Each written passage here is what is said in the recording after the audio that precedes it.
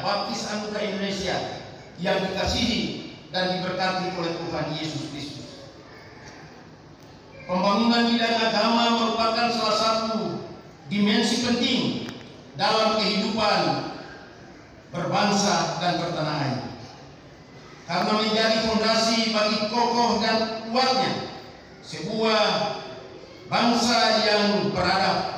Pembangunan bidang agama bermuara pada pembentukan karakter pribadi yang beriman, pribadi yang memiliki kepekaan sosial, anti kekerasan, toleran, serta memiliki komitmen kebangsaan yang kuat.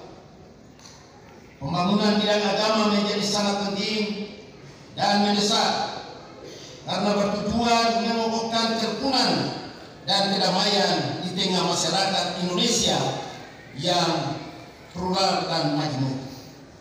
Hal ini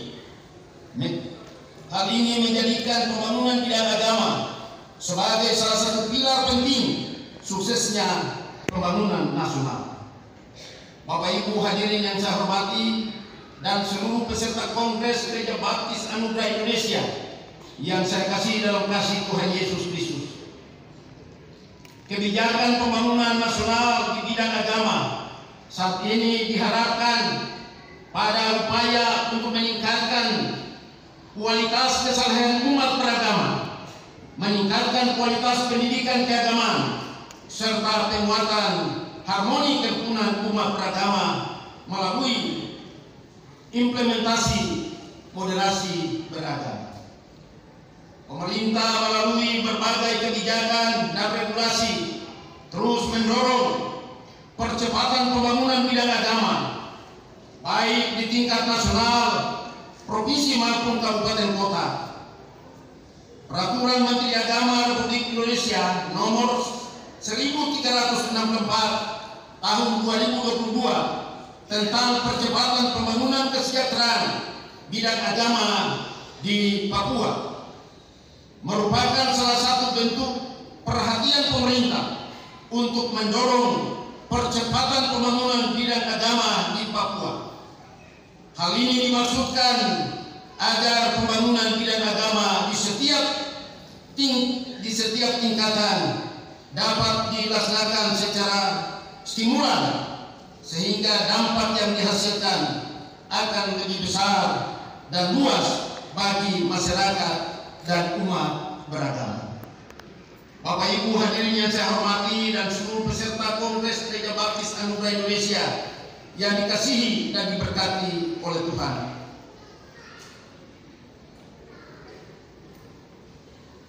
Penetapan arah kebijakan pembangunan bidang agama ini dilatar belakangi oleh situasi dan kondisi bangsa kita saat ini.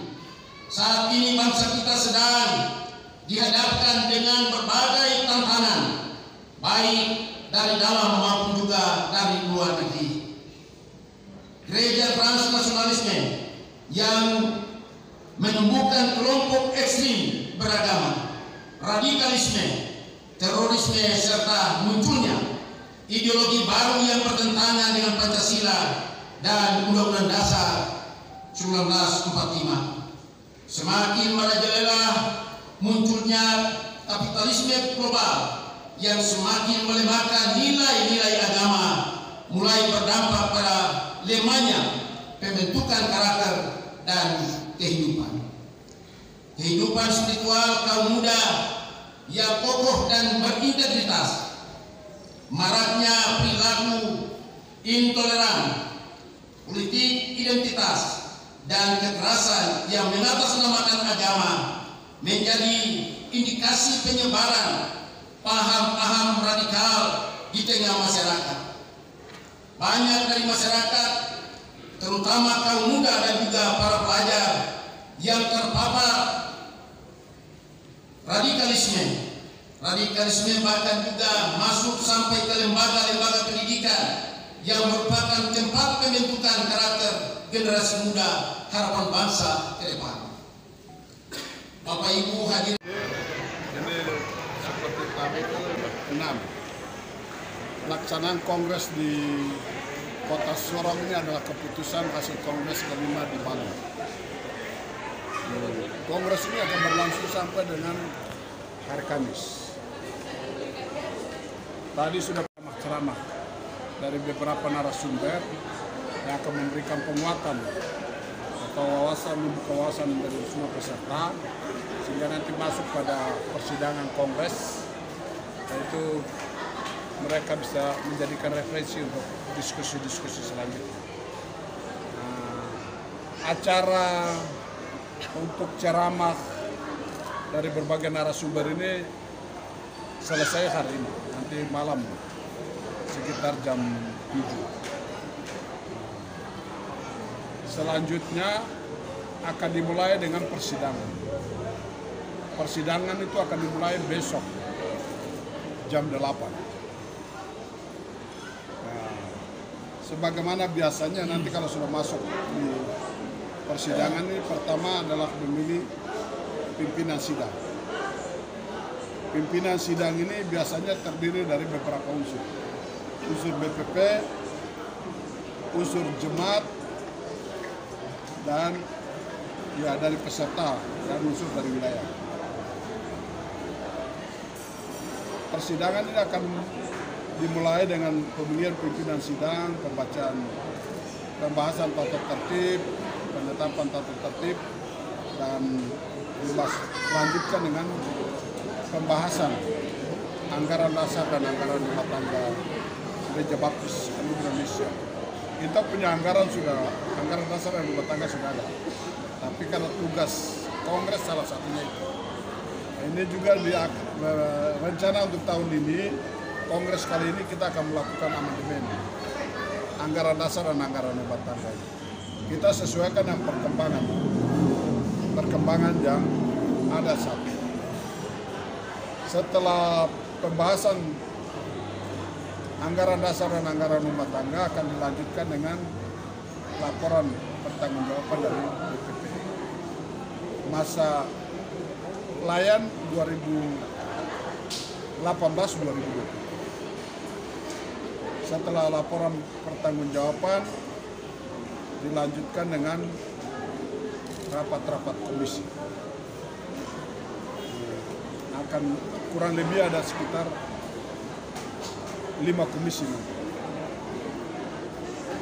komisi ini akan membahas program kerja, struktur organisasi, terus yang melakukan evaluasi terhadap pertanggungjawaban BPP, dan yang satu adalah akan merumuskan rekomendasi yang berkenaan dengan yang akan menjadi diparipurnakan dan bisa disampaikan kepada pemerintah sebagaimana yang tadi disampaikan oleh Menteri dari Kementerian Agama tadi. Terus tatip untuk calon ketua umum dan proses. Setelah penetapan program, persyaratan calon ketua umum, setelah itu terakhir akan dilakukan pemilihan ketua umum.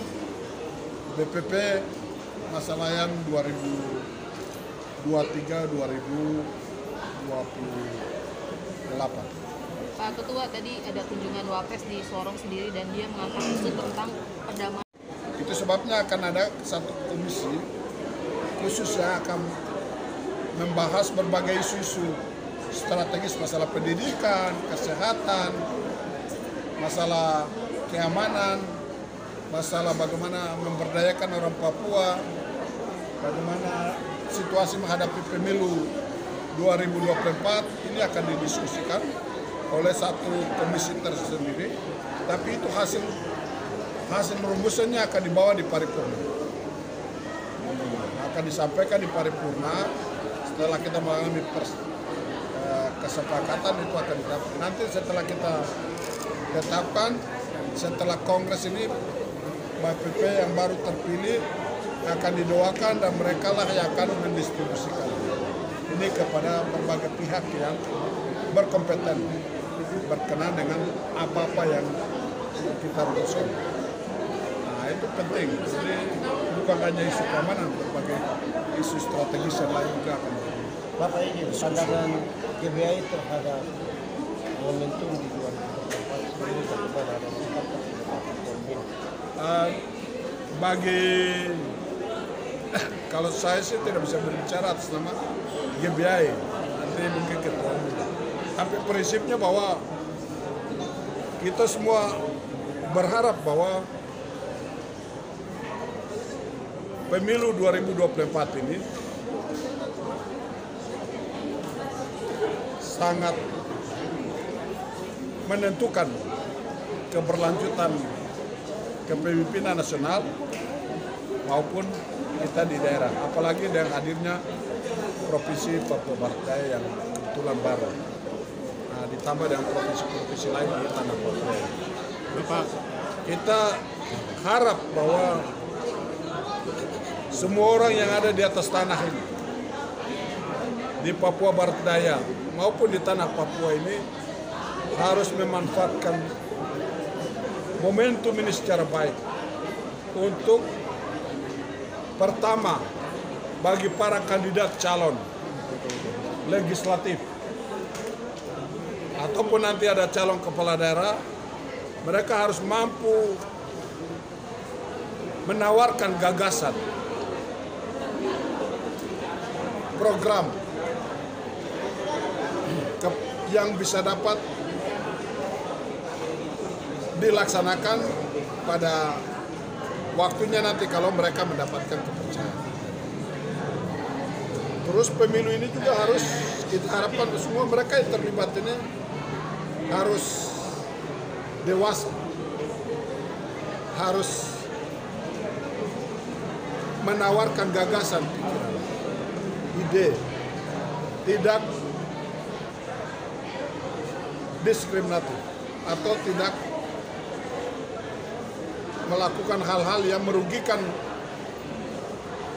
sesama yang lain. Semua diberi ruang untuk mereka bisa berpartisipasi.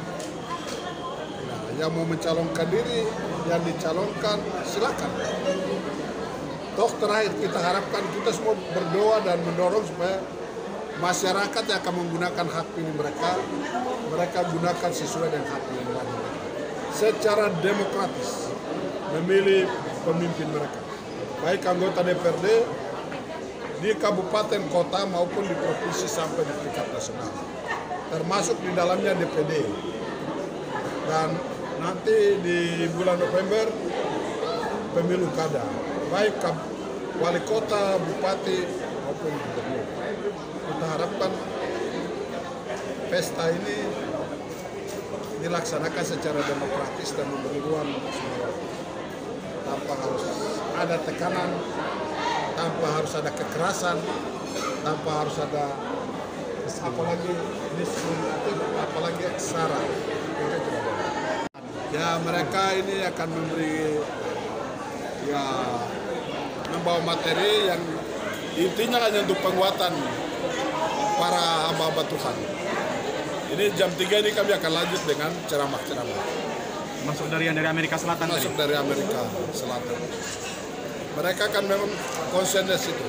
Tapi juga mereka juga bawa tim, ada teman-teman yang mungkin nanti dilihat ada potensi ruang untuk kita kerjasama untuk pelayanan yang lain.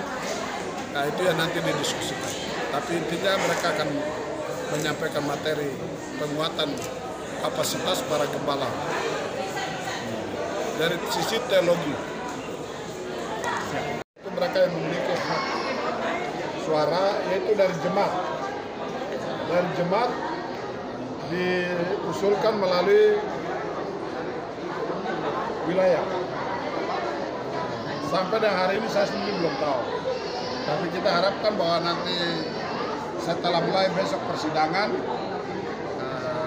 para kandidat ini sudah bisa kelihatan.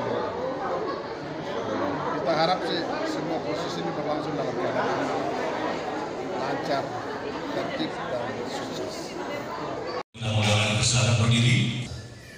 Menteri Agama Republik Indonesia dengan ini menyatakan kegiatan Kongres ke-6 Gereja Baptis Anugerah Indonesia dibuka di dalam nama Bapa, Anak dan Roh Kudus, yaitu di dalam nama Tuhan Yesus Kristus.